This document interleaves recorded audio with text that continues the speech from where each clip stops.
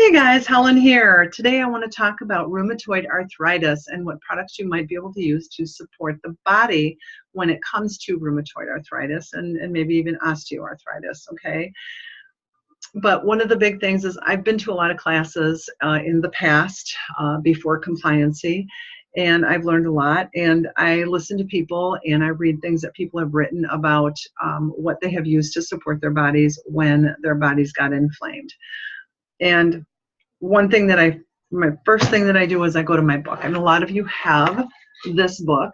Some of you have the smaller book, the pocket reference, but this essential oil desk reference, this is my go-to. You know, I go to this and I have a couple other reference books that I can read up on too to see what's good. And then I also read a lot of studies. You know, I love the studies. The studies really do tell you a lot about products. If you were to look up MSM, you know, which is Sulferzyme, if you were to look up MSM, you can read a whole lot about MSM and see how wonderful it is for your bodies, and you're going to realize that everybody needs it. I did a video just on MSM alone because that's how powerful this product is, okay? So I'm going to read to you from the book here, and when you go into your book, it really does explain to you what the thing is that you're asking about. So here, it says rheumatoid arthritis is a painful, inflammatory condition of the joints that's marked by swelling, thickening, and inflammation of the synovial membrane lining the joint. In contrast, osteoarthritis is characterized by a breakdown of the joint cartilage without any swelling or inflammation. Rheumatoid arthritis is classified as an autoimmune disease because it's caused by the body's own immune system attacking the joints. That is like a really super key question, a key sentence in this, you guys. So keep this in mind, okay? So other factors can aggravate arthritis, such as deficiencies of minerals and other nutrients, key, microbes and toxins, key, and a lack of water intake, key. All right. Essential oils are effective in helping to combat pain and infection. In cases where arthritis is caused by infectious organisms such as Lyme's disease, chlamydia, and salmonella, essential oils may counteract and prevent the infections. So highly antimicrobial essential oils include mountain savory, rosemary, melaleuca, which is that tea tree oil, okay, and oregano. Oregano is amazing, you guys. Essential oils can pass into the bloodstream when it's applied topically, okay. MSM is a main ingredient in Sulferzyme and has been documented to be one of the most effective natural supplements for reducing the pain associated with rheumatism and arthritis. So MSM has been the subject of a number of clinical studies out there, and it was studied extensively by Ronald Lawrence, MD, in his clinical practice to successfully treat rheumatism and arthritis. Very good product. And then we have like glucosamine and chondroitin that are also very powerful natural compounds for reducing inflammation, halting the progression of arthritis, and rebuilding cartilage. I know a lot of people out there that have always used like glucosamine and chondroitin for their joints.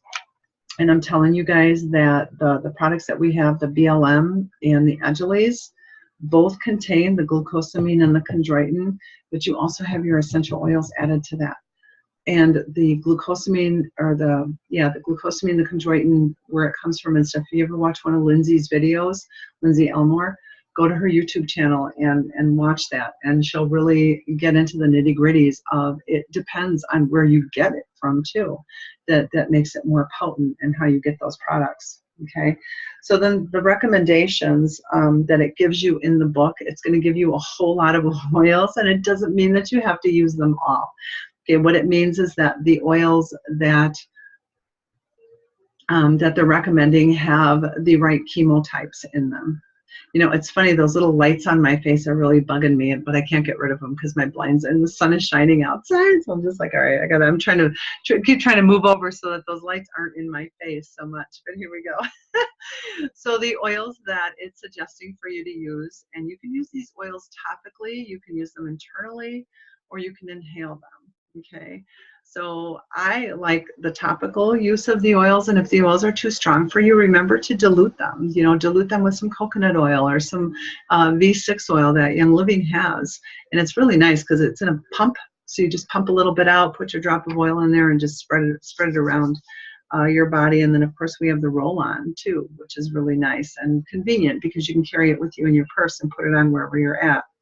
So the singles that it's naming here are nutmeg, clove, mountain savory, rosemary, melaleuca, Idaho balsam fir, eucalyptus would be the eucalyptus globulus, copaiba, myrrh, frankincense, wintergreen, palo santo, as well as valerian. And the blends that it's suggesting are Panaway, Relieve It, Aroma Seas, and the Deep Relief Roll-On. Okay, you guys, did I say this right? I don't know. I did a whole video on Sulferzyme. You will be amazed. Do your homework. Hop online and Google MSM, the benefits of MSM, and you will see all kinds of information out there positive for MSM. Don't listen to any of the negative stuff because I've read all the studies, and when there's a negative thing in there, it's because everything wasn't right in the study. And they did it wrong. And I've learned a lot from listening to Lindsay Elmore about reading studies and how to actually pick them apart to see if what they're doing is what we're looking for, okay? So trust me. This is the one thing I'm asking you to do is trust me when it comes to MSM. And this is called Sulferzyme, okay? And it's not sulfa, it's Sulferzyme, okay? So you're not allergic to it, so don't worry about that. Everybody needs Sulferzyme. Sulferzyme is something that's naturally occurring in our bodies and depletes and decreases over time, so our body is unable to produce more MSM because of the toxins and because of all the crap that we're doing to our bodies, okay? So we really, really, really do need this in our diet every day. So this bottle, I mean, there's like 300 capsules in here. And you guys, when you're starting something new like this, don't just use it for a week or two and say, I didn't feel it, I'm done.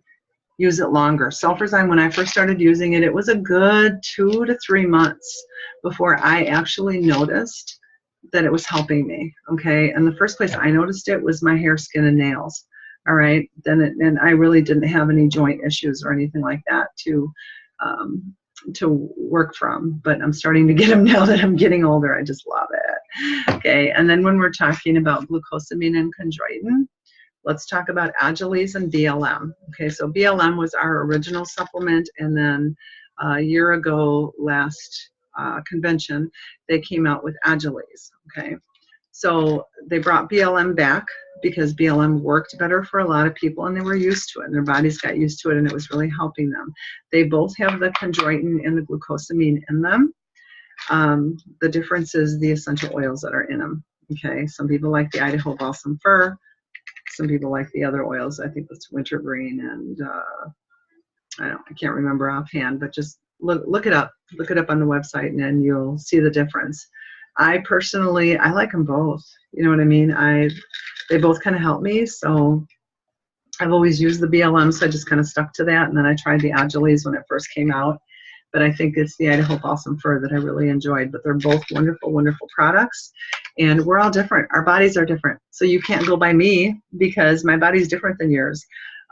Just like I can take oregano in a capsule without having to put a carrier oil in it and doesn't bother my stomach. I have like a stomach of steel, right? Other people, they take 1 drop of oregano and they're like, oh, that's so strong, right? You can feel it.